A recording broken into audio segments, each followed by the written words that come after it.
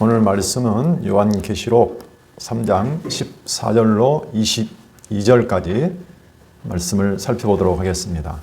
오늘 말씀의 제목을 알지 못하는도다 이렇게 정했습니다. 오늘 요절 말씀 한번 읽어볼까요? 3장 17절 다 같이 읽어보겠습니다. 내가 말하기를 나는 부자라 부요하여 부족한 것이 없다 하나 내 곤고한 것과 가련한 것과 가난한 것과 눈먼 것과 벌거벗은 것을 알지 못하는도다. 자, 드디어 이제 소아시아에 있는 7 교회에 대한 편지가 오늘 라오디게아 교회를 통해서 이제 마치게 됩니다. 지금까지 우리가 7 교회에 주시는 편지의 말씀을 지금 살펴보고 있었는데 에베소 교회부터 오늘 라오디게아 교회까지 7 교회에 주시는 말씀을 살펴보고 있어요. 이 전체 요한계시록의 내용은 그래서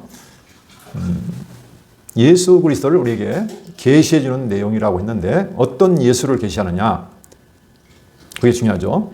예수님께서 지금 눈에 보이지 않고 만질 수도 없지만 예수님께서 지금 천상에서 당신의 약속을 이루시기 위해서 지금도 살아서 역사하고 계신다라는 것을 보여주시는 내용이라고 그랬습니다.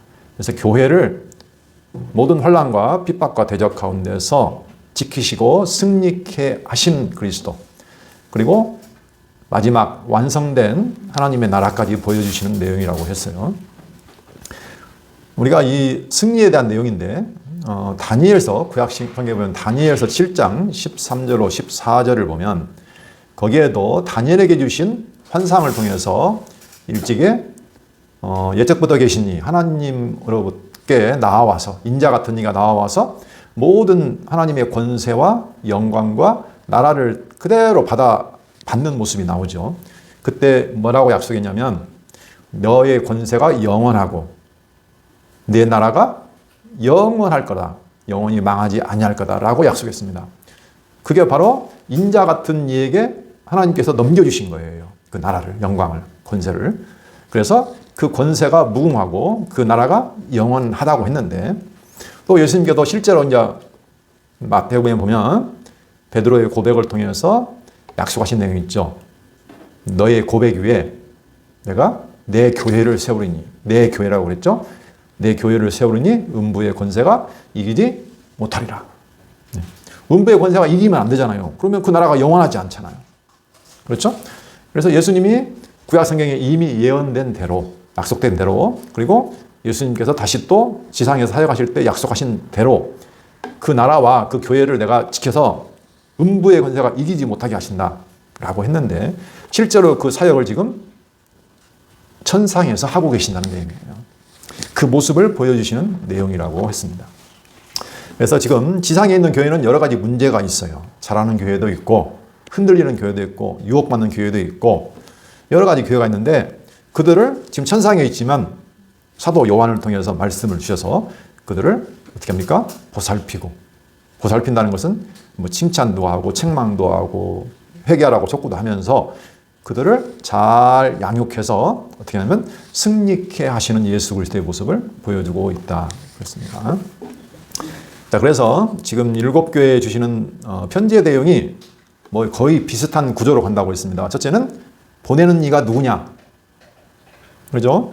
그 다음에 뭐 책망할 거 있으면 책망하고 칭찬할 거 있으면 칭찬해주고 마지막으로 권면하고 약속을 해주는 내용으로 되어 있죠. 그렇게 해서 두려움 가운데 있는 또는 흔들리고 있는 교회로 하여금 견고히 서서 승리할 수 있도록 해주시는 내용이다. 그렇습니다. 자, 여기 라오디게아 교회에 보낸 편지도 똑같습니다. 여기는 크게 보면 3가지 내용으로 되어 있어요. 첫 번째는 14절 편지를 보내시는 이가 누구신가? 내가 누구냐? 너에게 지금 편지를 써서 보내게 하는 내가 누구냐? 중요하죠. 그렇죠? 우리의 주님이시니까 중요해요.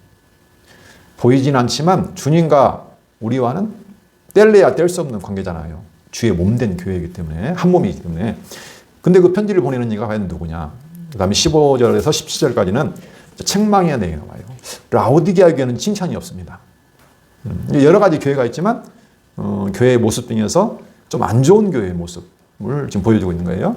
근데 그걸 주님께서 책망을 하시는 거예요. 보시고. 너는 지금 어디에 있느냐? 네가 지금 어디에 있느냐? 너의 위치가 지금 어떤 모습이냐? 라는 것을 책망해 주시는 거예요.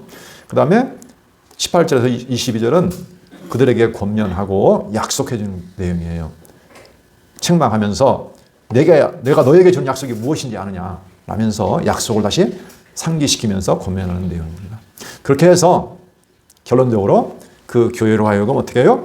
회개해서 승리케 하시는 내용이라고 했습니다. 자, 그럼 먼저 편지를 보내는 이에 대한 내용이 14절에 나와 있는데, 자, 14절을 보시면 라오디게아 교회 사자에게 편지하라. 아멘이시오 충성되고 참된 증인이시오 하나님의 창조의 근본이신 이가 이르시되. 지금 여기 편지를 보내는 분, 다시 말하면 천상에 계신 예수 그리스도는 어떤 분인가 라고 자기 소개를 해주시잖아요. 첫 번째가 아멘이시다. 아멘. 우리 성경에 보면 아멘이라는 표현이 굉장히 많이 나오죠. 교회에서 말씀을 증거하다 보면 아멘, 아멘. 시편에 보면 찬송에도 아멘. 구약성경에도 많이 나옵니다. 자, 아멘이라는 의미는 대충은 알고 있을 거예요. 아멘? 우리가 무슨 의미로 쓸까요? 이 아멘이라는 말은 확실하다, 진실하다. 그래서 형용사로 하면 이런 뜻이지만 또 부사로 하면 확실히, 참으로 이런 식으로. 그러니까 어떤 말을 하거나 어떤 말을 했을 때 맞습니다, 확실하게 됩니다, 진실합니다 이런 식으로 고백하는 거죠. 그래서 그러합니다, 그렇게 됩니다, 그러할지어다 이런 식으로 우리가 보통 쓰는 의미죠 이게. 자, 그런데 이 아멘이라는 표현은 그런 표현인데 이 근거가 뭐냐면 이건 약속과 관련이 있어요. 그러니까 누가 약속을 했는데 그 약속대로 그대로 되어진다는 의미를 가지고 있는 말이에요. 그러니까 이건 진리다, 그게. 또는 그 말을 한 사람이 미쁘다 할 경우에 많이 쓰는 표현이에요. 자, 고린도후서에 보면 우리가 좀 아멘을 이해할 수 있는 표현이 있거든요. 고린도후서 1장 18절로 20절을 잠깐 볼 거예요. 고린도후서 1장 18절로 20절을 보면, 자, 하나님은 미쁘시니라. 우리가 너희에게 한 말은 예하고 아니라 함이 없노라. 우리 곧 나와 실로와 너와 디모데로 말미암아 너희 가운데 전파된 하나님의 아들 예수 그리스도는 예하고 아니라 함이 되지 아니하셨으니 그에게는 예만 되었느니라. 하나님의 약속은 얼마든지 그리스도 안에서 예가 되니 그런즉 그로 말미암아 우리가 아멘 하여 하나님께 영광을 돌리게 되느니라. 여기 아멘 나왔죠? 근데 이 아멘을 말할 때 하나님의 약속이 그리스도 안에서 예가 된다, 이런 표현이 나왔어요. 그렇죠? 그런즉 우리가 아멘하여 하나님께 영광을 돌리게 되느니라. 하나님은 미쁘셔요. 그렇죠? 그래서 하나님이 한 말은 예만 되지 아니라가 없다는 거예요. 그 말은 무슨 말이에요? 하나님의 약속은 반드시 된다는 거예요. 그러니까 신실하다는 말이죠. 확실히 된다는 말이잖아요. 근데 하나님의 약속이 어떻게 됐어요? 예수 그리스도를 통해서 이루어졌단 말이에요. 그러니까 하나님의 약속은 예수 그리스도 안에서 온전히 다 이루어진 거예요. 그래서 우리는 그 하나님, 예수님을 뭐라고 해요? 아멘. 그러니까 이 아멘이라는 표현은 약속하고 뗄래야 뗄 수가 없다는 거죠. 그러니까 약속을 하시면 반드시 이루신다. 그러니까 그렇게 될지어다, 확실히 됩니다, 이런 의미를 가지고 있는 거죠. 예수님은 그런 분이라는 거예요. 예수님이 하나님의 구약에서 약속한 약속을 따라서 오신 분이잖아요. 그리고 예수님께서 이 땅에 사역하시면서 약속을 또 해줬잖아요. 내가 내 교회를 세울 거야. 그렇죠? 그리고 내가 다시 올 거야. 했잖아요. 그리고 음부의 권세가 내 교회를 이기지 못하리라 했잖아요. 성령을 보낸다 약속했죠?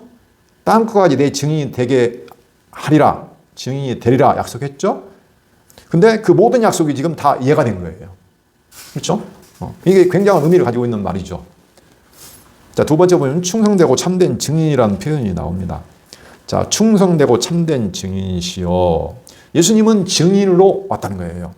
하늘에 계신, 천상에 계신 예수님은 정말로 충성되고 참된 신실한 증인이란 내용이죠. 그래서 계시록 1장 5절에 보면, 거기도 보면 우리 앞에 보시면 이런 말이 있어요. 또 충성된 증인으로 죽은 자들 가운데서 먼저 나시고 땅의 임금들의 머리가 되신 예수 그리스도로 말미암아 은혜와 평강이 너희에게 있기를 원하노라. 여기서도 뭐라고 했어요? 충성된 증인으로 오셨다는 거죠. 예수님은 증인이라는 것은 뭔가를 증거하는 사람이에요. 어떤 사실을 내가 보거나 듣거나 한 사실을 증거하는 사람이요. 예수님은 정말 충성된 증인으로 오신 분이에요. 누구를 증거해요? 하나님. 예수님이 누구를 증거했어요? 하나님. 하나님이 약속하신 대로 나를 통해서 지금 어떻게 해요? 그대로 이루신다는 증인이에요. 예수님이. 그러죠? 다시 말하면 예수님은 하나님이 살아계시고 그분이 여호와다. 약속대로 이루시는 분이라는 것을 증거하는 진실한 참된 증인이라는 의미죠. 근데 그 증인이 이제 또 뒤로 넘어가죠. 사도행전 1장 8절에 보면 뭐라고 했어요? 오직 성령이 너희에게 임하시면 너희가 권능을 받고 예루살렘과 온 유대와 사마리아와 땅 끝까지 이르러 내 증인이 되리라. 이제는 누가? 예수님이 하나님의 증인이었는데 이제는 우리가 또 예수님의 증인이 되는 거예요. 우리는 예수님께서 하나님 약속한 대로 와서 죽으시고 부활하고 승천하신 것을 사도들은 봤잖아요. 그 증인이란 얘기예요. 예수의 죽으심과 부활하심의 증인이다. 그래서 예수가 하나님이 보내신 하나님의 아들 그리스도라는 증인이라는 거예요. 근데 그 증인이 된다고 약속했잖아요. 그래서 복음이 증거돼서 교회가 세워지죠.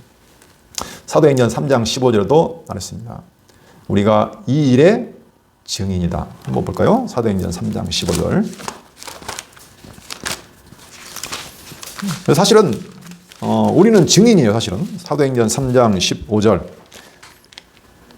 베드로가 막 이적을 향하죠. 안전뱅이 일으키고 나사렛 예수 그리스도로 일어나라 하니까 일어나서 찬송하는 내용이 앞에 바로 나옵니다. 사람 놀라서 막 쫓아오는 거예요. 사람들이 몰렸어요.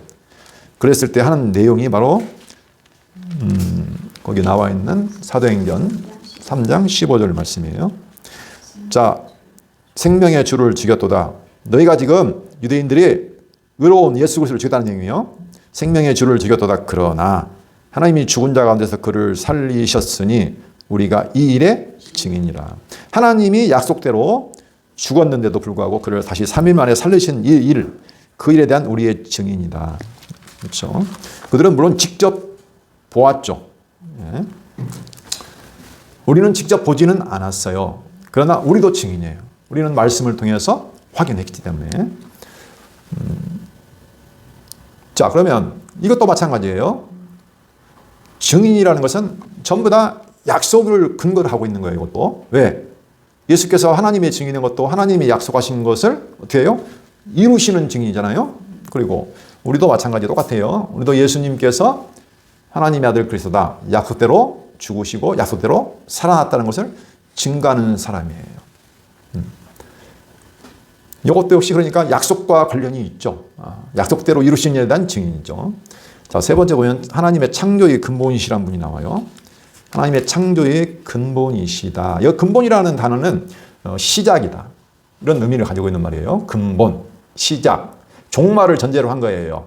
자, 시작이 있으면 종말이 있죠. 이 시작이라는 의미는 종말을 전제로 한 시작이에요. 그러니까 예수 그리스도는 하나님의 창조의 시작이에요.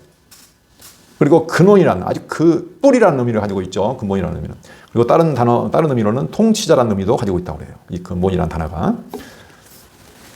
자, 우리가 알고 있는 계시록에도 보면 이 근본이라는 단어, 시작이라는 단어에 가까운 내용이 많이 나와 있습니다. 계시록 1장 8절에 보면 하나님께서 나는 알파요 오메가라. 알파 오메가 뭔 뜻이에요? 알파는 시작이고 오메가는 끝이죠. 그리고 1장 17절을 잠깐 볼게요. 계시록 1장 17절을 보면 내가 볼 때, 지금 인자 형상을 말하는 거예요. 예수님. 내가 볼 때 그의 발 앞에 엎드러져 죽은 자 같이 되매 그가 오른손을 내게 얹고 이르시되. 예수님이 인자 형상을 가지고 지금 나타나신 거예요. 오른손을 내게 얹고 이르시되 두려워하지 말라. 나는 처음이요 마지막인 곧 살아있는 자라. 이렇게 말했잖아요. 그러니까 하나님도 알파와 오메가라고 했는데 예수님도 역시 내가 뭐라고 했어요? 나는 처음이요 마지막이다. 같은 말이에요. 그 다음에 2장 8절 바로 뒤에 있죠. 지금 여기는 서머나 교회에 보낸 편지예요. 거기도 소개할 때 뭐라고 나오냐면 서머나 교회 사자에게 편지하라. 처음이요 마지막이요 죽었다가 살아나신 이가 이루시되. 처음이요 마지막이요 알파와 오메가라. 자, 계시록 22장 13절에 가면 더 확실하게 나옵니다. 자, 22장 13절 마지막 끝부분에 하는 내용이에요. 12절부터 볼까요? 보라 내가 속히 오리니 내게 줄 상이 내게 있어 각 사람에게 그가 행한 대로 갚아주리라. 나는 알파와 오메가요 처음과 마지막이요 시작과 마침이다. 여기 지금 세 번이나 반복해서 나왔어요. 같은 말이. 그렇죠? 다시 봐요. 알파와 오메가 처음과 마지막 시작과 마침. 이게 왜 하는 말일까요? 내가 온다는 거예요. 그 앞에 나왔잖아요. 12절 보라 내가 속히 오리니 행한 대로 갚아주리라. 예수님이 오신다고 약속했어요. 근데 나는 시작이고 끝이고 알파와 오메가고 처음과 마침이기 때문에 내가 처음에 시작한 일은 반드시 약속한 것은 이룬다는 거예요. 그렇죠? 그래서 이 시작과 끝, 이 모든 걸 주관하시는 분, 그러니까 약속한 것은 반드시 이루시는 하나님의 창조 사역의 시작 그리고 끝이 되신 분, 이런 의미를 가지고 있는 거죠. 그래서 예수님은 요한 1서에 보면 1장 2절, 2장 13절, 14절에 보면 태초부터 있는 이라고 소개되고 있어요. 예수님 태초부터 있는 이. 그렇죠? 그러니까 예수님은 갑자기 중앙에 나오는 게 아니에요. 창세전에 처음부터 있었던 분이에요. 그렇죠? 끝까지 있을 수 있는 분이고. 자, 그분도 역시 약속을 가지고 말하는 거예요. 처음에 약속이 있었는데 그 약속을 마지막까지 완성시킨다는 거죠. 그러니까 이 편지를 보내신 일을 쭉 보면은요, 전부 다 약속과 관련이 있어요. 아멘도, 증인도, 근본, 처음과 마지막이신 분도. 그분은 다시 말하면 반드시 내가 시작한 일은 끝까지 완성하는 충성되고 아멘이시고 시작이신 분이다. 반드시 이루신다. 라는 것을 지금 증거하고 있는 내용이죠. 그러니까 예수님, 나 반드시 올 거야. 내가 약속했잖아. 지금 그 내용이라고요, 이게. 자, 그런 분이 말씀하시는 거예요. 근데 뭐라고 말씀하냐? 문제가 생겼어요. 자, 15절로 17절 보면 이 라오디게아 교회가 미지근해요. 문제는. 자, 15절을 보면 내가 내 행위를 아노니, 다 아시죠, 주님은. 내가 차지도 아니하고 뜨겁지도 아니하도다. 내가 차든지 뜨겁든지 하기를 원하노라. 이것도 아니고 저것도 아니다. 내가 이같이 미지근하여 뜨겁지도 아니하고 차지도 아니하니 내 입에서 너를 토하여 버리리라. 예. 미지근한 물 맛없잖아요. 네. 당시에 뭐 라오디게아 그 교회의 특성상 실제로 북쪽에는 히에라폴리스라는 온천이 있었어요. 10km 떨어진 위에.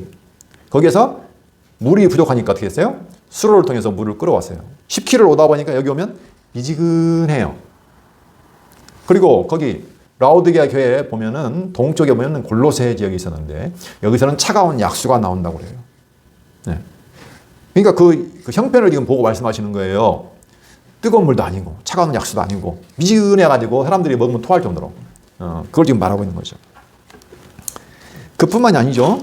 17절 또 한 가지 문제가 있어요. 내가 말하기를 나는 부자라 부요하여 부족한 것이 없다 하나 내 곤고한 것과 가련한 것과 가난한 것과 눈먼 것과 벌거벗은 것을 알지 못하는도다. 여기 나와 있죠. 나는 부자라 그래요.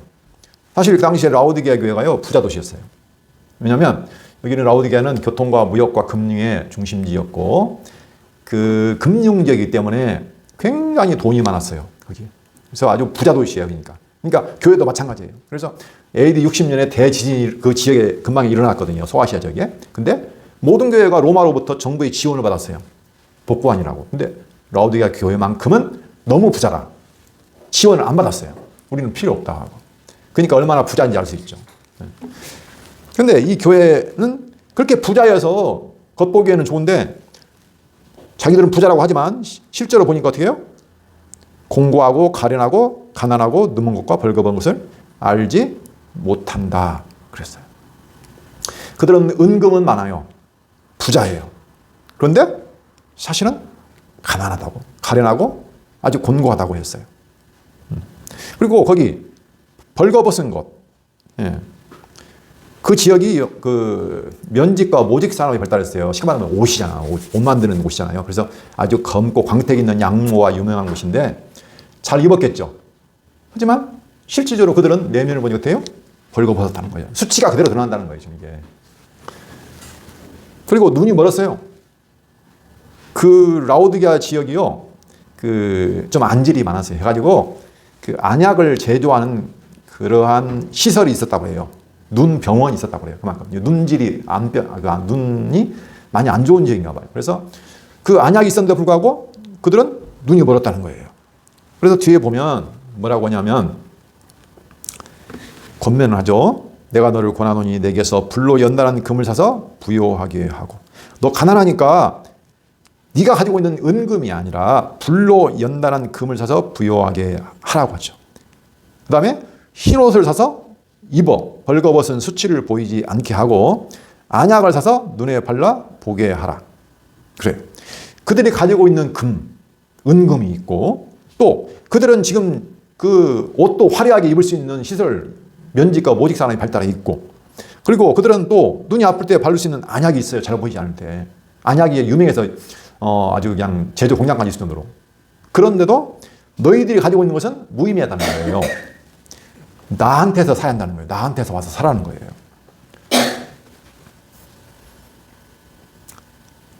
그들이 가지고 있는 거, 그들은 마음속으로 내가 부요하다, 잘 입고 있다, 잘 본다 생각하지만 주님이 보실 때는 아니라는 거예요. 미지근하다는 거예요. 죽었어요. 믿음도, 그 다음에 그리스도도 내 안에서 사라졌어요. 없어. 뒤에 보면 나와요. 주님이 문을 두드려요. 밖에서. 두드린다는 표현이 나와요. 다시 말하면 내 안에 그리스도가 알아 살지를 않아요. 그건 무의미하죠. 그래서 산 소망이 없어요. 그래서 잠들어 버렸다는 의미예요. 이게. 무감각하고 주님도 없이 혼자 살아. 나 혼자. 밖에 있으니까 혼자 사는 거죠. 그리고 앞이 안 보이잖아요. 지금 안약을 바르라고 했잖아요. 앞이 안 보여요. 그래서 뭐예요? 소망이 없다는 거예요. 주님의 교회도 마찬가지예요. 이럴 수 있는 거예요. 믿음도 그리스도도 없이 혼자, 소망도 없이 잠들어 버린 교회. 그래서 소망이 어디에 있어요? 산 소망이 아니라 죽은 소망, 썩어질 죽은 소망이 가지고 있고, 땅 아래에 가둬져 가지고 살아가고. 신약 성경에 보면 이런 잠들어 버린 교회의 모습이 나와요. 세상을 사랑해요. 세상과 세상에 있는 것들을 사랑해요. 이게 요한 1서 2장 15절에서 17절 보면 잘 나와 있어요. 세상을 사랑해서 세상에 있는 걸 사랑하지 말라. 그렇죠? 이건 하나님께로부터 온 것이 아니다 라고 했고, 세상에 있는 것들은 전부 다보다 육신의 정욕과 안목의 정욕과 이생의 자랑으로부터 온 것인데 그것은 세상으로부터 온 것이다 라는 내용이 나와요. 그리고 뭐해요? 세상을 사랑하면서 육체의 정욕을 따라 사는 거예요. 앞이 안 보이잖아요. 그러니까 육체의 정욕, 이 땅에 있는 것들을 다 하는 거예요. 베드로전서 2장 11절부터 한번 16절 잠깐 보겠습니다. 바로 앞에 있습니다. 베드로전서 2장 11절. 사랑하는 자들아, 거름인가 나그네와 같은 너희를 권하노니 영혼을 거슬러 싸우는 육체의 정욕을 제어하라. 지금 이 베드로전서는 흩어진 나그네들에게 보내는 베드로의 편지인데, 그들이 지금 흩어진 나그네들처럼 흩어져 살아가고 있는데 거기서 거름인과 나그네 같다고 하잖아요. 영혼을 거슬러 싸우는, 자, 우리 영혼이 있어요. 영혼을 거슬러 싸우는 육체의 정욕을 제어하라. 너희가 이방인 중에서 행실을 선하게 가져 너희를 악행한다고 비방하는 자들로 하여금 너희 선한 일을 보고 오시는 날에 하나님께 영광을 돌리게 하려 함이라 그랬습니다. 우리는 사실은 이 세상에서 거름인과 나그네로 살아가요. 왜? 잠시 거주하는 사람이고 나그네예요. 나그네라는 것은 정해진 집이 없어요. 정처 없이 떠도는 나그네라는 의미예요. 그러니까 힘들죠. 외롭고 쓸쓸하고 어려워요. 그래서 그냥 그 안에서 살아볼 수 있다는 거예요. 육체의 정욕 따라 살 수 있다는 거예요. 세상을 사랑하면서 내 육신의 정욕과 안목의 정욕과 이생의 자랑을 따라서 살아갈 수 있어요. 그런 은금이 아니라 불로 연단한 금을 사야 된다는 거예요. 불로 연단한 금은 베드로전서 1장 6절로 7절을 보면 거기에 대한 내용이 나와 있습니다. 보면 그러므로 너희가 이제 여러 가지 시험으로 말미암아 잠깐 근심하게 되지 않을 수 없으나 오히려 크게 기뻐하는도다. 너희의 믿음의 확실함은, 다시요, 너희의 믿음의 확실함은 불로 연단하여도 없어질 금보다 더 귀하여 예수 그리스도께서 나타나실 때 칭찬과 영광과 존귀를 얻게 할 것이니라. 그러니까 불로 연단하여도 없어질 금. 그렇죠? 여기 18절에 보면 불로 연단한 금을 사라고 했잖아요. 이건 정금이에요. 불순물을 완전히 제거시켜버린 순수한 정금. 그 금을 사라는 거예요. 그게 뭐예요? 믿음이에요. 믿음. 순수한 믿음. 모든 불순물들을 제거시킨 순수한 믿음. 그러니까 우리가 세상에 살아가면서 이 믿음이 연단을 받아요. 시험을 통해서. 내가 정말로 주님 말을 온전히 의지하고 소망하고 바라보느냐, 아니면 세상을 바라보고 의지하느냐, 이런 믿음의 시험을 받아요. 세상에서. 그러니까 어떻게 해요? 우리의 믿음이 살아가면서 연단을 받는 거예요. 순수한 금을 얻기 위해서 수십 번, 수백 번 쳐서 달궈서 연단을 시키듯이, 순수한 금을 만들어가듯이, 그 금이 바로 가장 귀한 거라는 거예요. 보배라는 거예요. 이게 믿음이에요. 그러니까. 그래서 이 믿음의 확실함은 다른 말로 하면 증명된 진짜 믿음. 그냥 막연히 믿는 게 아니고 여러 가지 시험과 연단을 통해서, 고난을 통해서 어떻게 돼요? 증명이 되는 거예요. 시험과 고난을 통과해서 증명된 진짜 믿음. 그게 너희에게 있어야 한다는 거예요. 사야 한다는 거예요. 베드로 후서 보면 보배로운 믿음을 같이 받았다. 믿음은 보배예요. 그러니까. 그 다음에 흰옷을 사라고 하죠. 여기 보면 흰옷을 사라. 이 표현은 뭐 많이 나와 있어요. 구약 성경에도 보면 이사야 61장 10절에 보면 이 흰옷은 순결의 상징이에요. 자, 흰옷을 알기 위해서는 흰옷은 계시록 1장 5절을 볼까요? 거기 보면 계시록 1장 5절 후반부에 보면 우리를 사랑하사 그의 피로 우리 죄에서 우리를 해방하시고, 여기 보면 그의 피로 우리를 해방했다고 나와 있죠. 그 다음에 계시록 3장 4, 5절을 보면 여기 사대교회에 보내는 편지인데, 그러나 사대에 그 옷을 더럽히지 아니한 자 몇 명이 내게 있어 흰 옷을 입고 나와 함께 다니리니 그들은 합당한 자이니라. 이기는 자는 이와 같이 흰 옷을 입을 것이요. 여기도 흰 옷이라고 했죠. 이게 여기서 흰 옷이라는 의미는 뭐예요? 옷을 더럽히지 아니하는 거예요. 어떻게 옷을 더럽히지 않아요?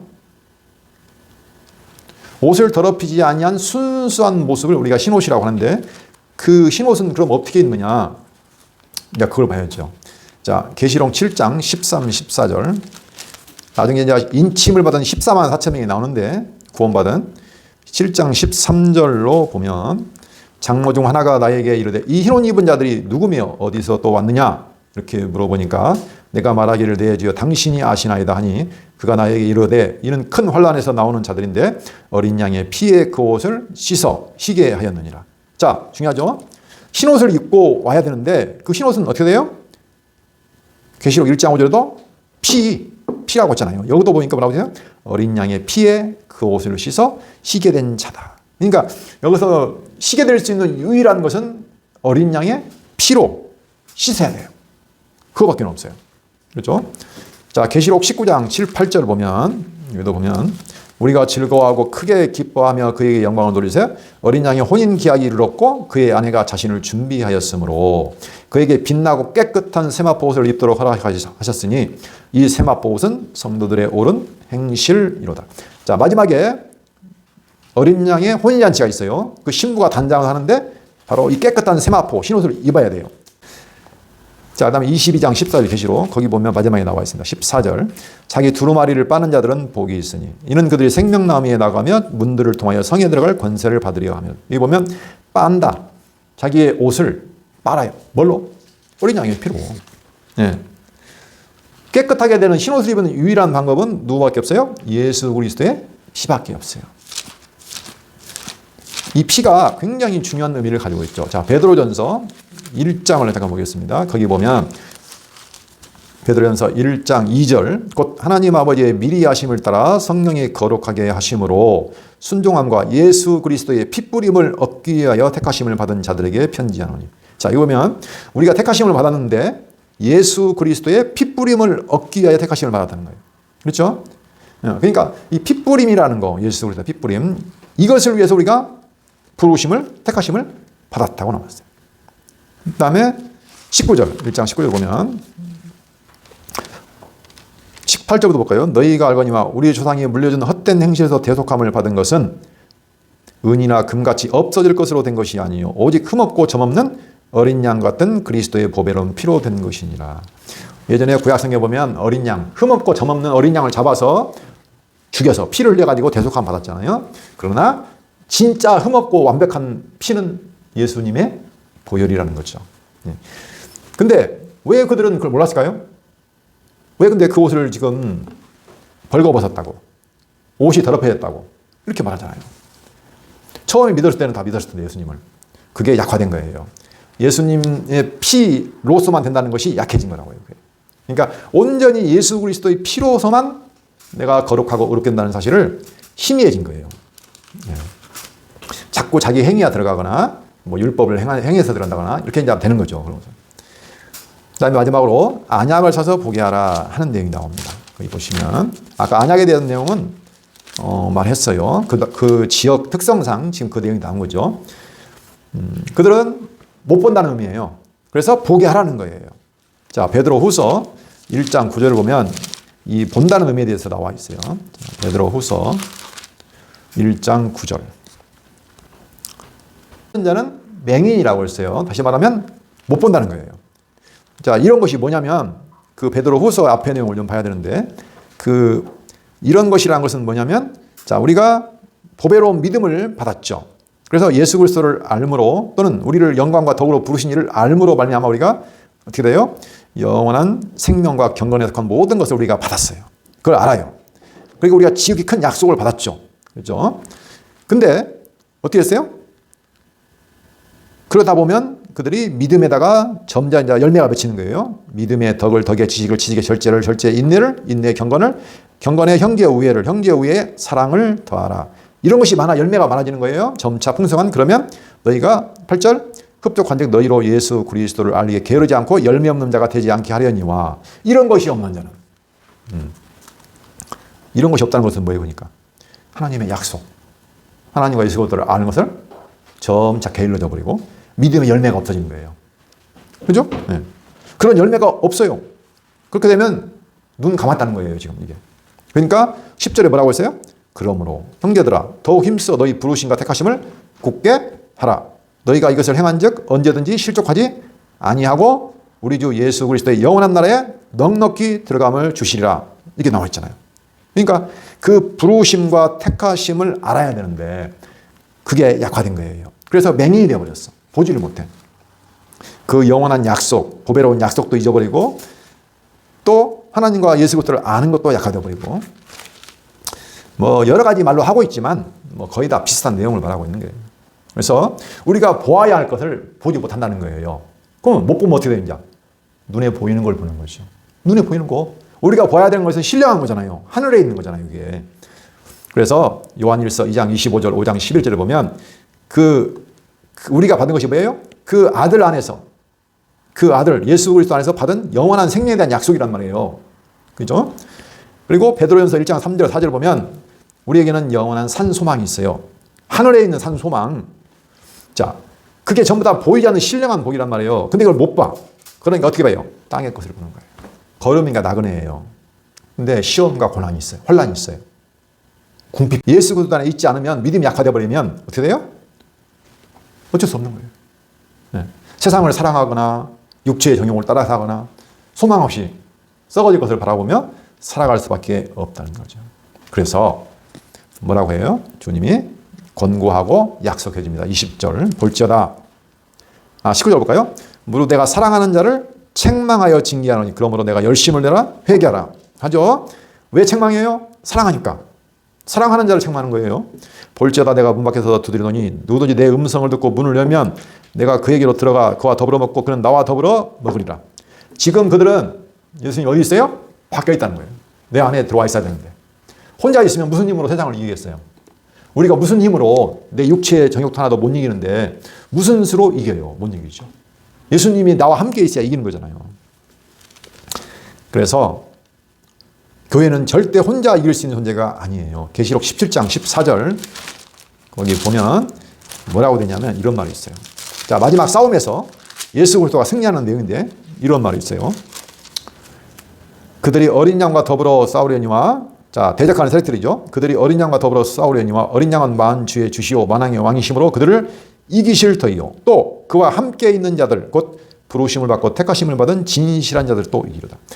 누가 함께 있어야 돼요? 그와 함께 있는 자들. 예수 그리스도와 함께 있는 자들 이긴다는 거예요. 우리는 절대 혼자 이길 수 없어요.